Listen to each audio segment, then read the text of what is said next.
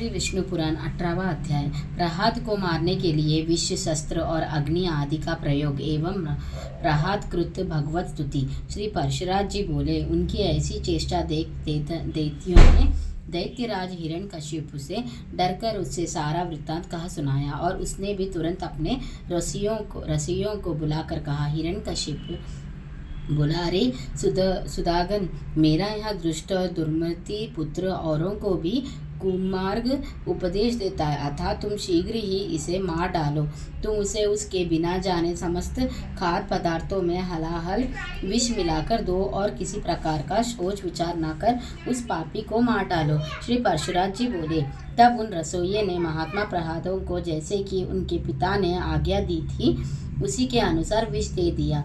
हे मैत्रेय, तब वे उस घोर हलाहल विष को भगवान के उच्चारण से अभिमंत्रित कर अनेक साथ खा गए तथा भगवान में के प्रभाव से निस्तेज हुए। उस विष को खाकर उसे बिना किसी विकार के पचकर स्वास्थ्य चित्ता से स्थित रहे।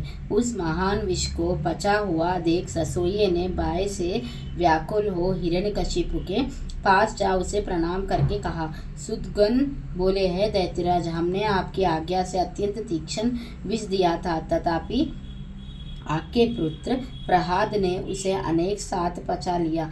हिरण्यकशिपु बोला, है पुरोहितगण, शीघ्रता करो, उसे नष्ट करने के लिए अब कृत्या उत्पन्न करो और देरी ना करो। श्री परशुराम जी बोले, तब पुरोहितों ने अति विनती प्रहलाद से उसके पास जाकर शांति पूर्वक कहा।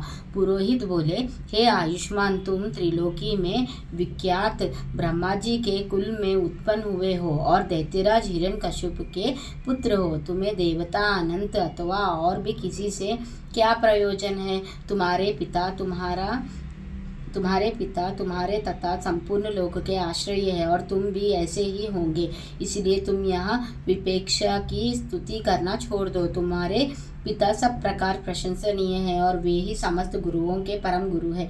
प्रहलाद जी बोले, हे महाभागन, यह ठीक ही है। इस संपूर्ण त्रिलोकी में भगवान मरीचि का यहाँ महान कुल अवश्य ही प्रशंसनीय है, इसमें कोई कुछ भी अन्यथा नहीं कह सकता।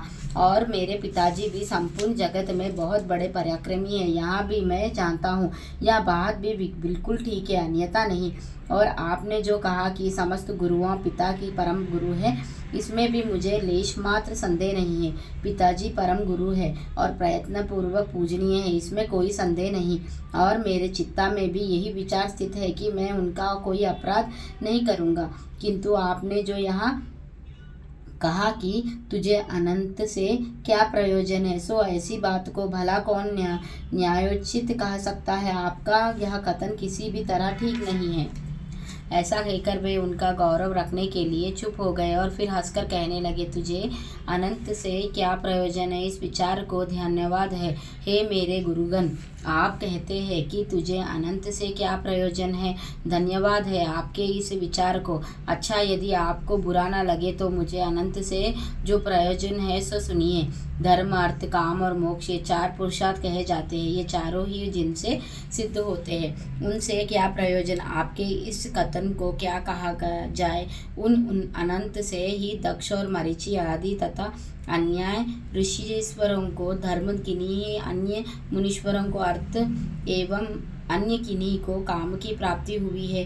किन्हीं आया महापुरुष ने ज्ञान, ध्यान और समाधि के द्वारा उन्हीं के तत्व को जानकर अपने संसार बंधन को काटकर मोक्ष पद प्राप्त किया है। अतः संपत्ति, ऐश्वर्य, महात्मा, ज्ञान, संतति और कर्म तथा मोक्ष, इन सबकी एकमात्र मूल श्रीहरि का आराधना ही उपजरणीय है। हे द्विजगण, इस प्रकार जिनसे अर्थ, धर्म, काम और मोक्ष चारों ही फल प्राप्त होते हैं, उनके लिए भी आप ऐसा क्यों कहते हैं कि अनंत से तुझे क्या प्रयोजन है और बहुत कहने से क्या लाभ? आप लोग जो मेरे गुरु है, उचित अनुचित सभी कुछ कह सकते हैं और मुझे तो विचार भी बहुत ही कम है। इस विषय में अधिक क्या कहा जाए? मेरे विचार से तो सबके अंत अथवा कर्णों में स्थित एकमात्र वे ही संसार के स्वामी तथा उसके राज्य रचयिता, पालक और संहारक है। वे ही भोक्त और भोज्य तथा वे ही एकमात्र जगदीश जगदीश्वर है। हे गुरुगण, मैंने बाल्य भाव से यदि कुछ अनुचित कहा हो तो आप क्षमा करें। पुरोहित बोले, अरे बालक, हमने तो यह समझकर कि तू फिर ऐसी बात ना कहेगा, तुझे अग्नि में जलने से बचाया है। हम यहाँ नहीं जानते थे कि तू ऐसा बुद्धिहीन है। रे दुर्मते, यदि तू हमारे कहने से अपने इस मोहमाया आग्रह को नहीं छोड़ेगा तो हम तुझे नष्ट करने के लिए कृत्य उत्पन्न करेंगे। प्रहलाद जी बोले, कौन जीव किससे मारा जाता है और कौन किससे रक्षित होता है? शुभ और अशुभ आचरणों के द्वारा आत्मा स्वयं ही अपनी रक्षा और नाश करता है। कर्मों के कारण ही सब उत्पन्न होते हैं और कर्म ही उनकी शुभाशुभ गतियों के साधन है। इसीलिए प्रयत्न पूर्वक शुभ कर्मों के ही आचरण करना चाहिए। श्री परशुराम जी बोले, उनके ऐसा कहने पर उन दैत्यराज के पुरोहितों ने क्रोधित होकर अग्निशिखा के समान प्रज्वलित शरीर वाली कृतियां उत्पन्न कर दी। उस अति भयंकरिणी अपने पादघात से पृथ्वी को कंपित करते हुए वहां प्रकट होकर बड़े क्रोध से प्रहलाद जी की छाती में त्रिशूल से प्रहार किया, किंतु उस बालक के वक्ष स्थल में लगते ही वहां तेजोमय त्रिशूल टूटकर पृथ्वी पर गिर पड़ा और वहां गिरने से भी उसके सैकड़ों टुकड़े हो गए। जिस हृदय में निरंतर अशून्य भाव से श्री हरि भगवान विराजित है, उसमें लगने से तो वज्र के भी टुक टुक हो जाते हैं। त्रिशूल की तो बात ही क्या है। उन पापी पुरोहितों ने उस निष्पाप बालक पर कृत्या प्रयोग किया था, इसीलिए तुरंत ही उसने उन पर वार किया और स्वयं भी नष्ट हो गई। अपने गुरुओं को कृत्या द्वार जलाए जाते देख महामती प्रहलाद, हे कृष्ण, रक्षा करो या अनंत बचाओ, ऐसा कहते हुए उनकी ओर दौड़े। प्रहलाद जी कहने लगे, हे सर्वव्यापी विश्वरूप विश्वत्रष्टा जनार्दन, इन ब्राह्मणों की इस मंत्रहीन रूप दुस्सह दुख से रक्षा करो। सर्वव्यापी जगत गुरु भगवान विष्णु सभी प्राणियों व्यक्त है।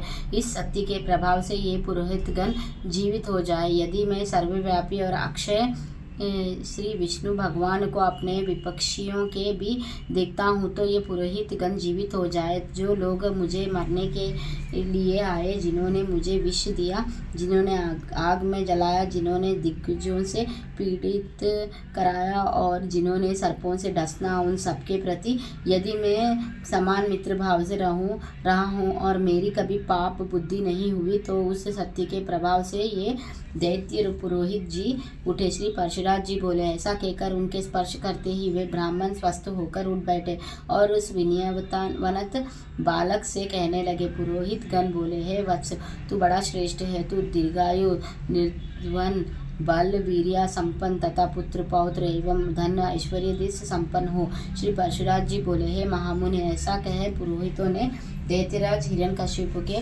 पास जा उसे सारा समाचार ज्यों का त्यों सुना दिया। इस प्रकार श्री विष्णु पुराण के पहले अंश में 18वां अध्याय समाप्त। श्री विष्णु भगवान की जय। श्री लक्ष्मी नारायण की जय। जो भूल चूक पड़ा है इसमें माफ़ कर देना विष्णु जी। विष्णु पुराण की जय।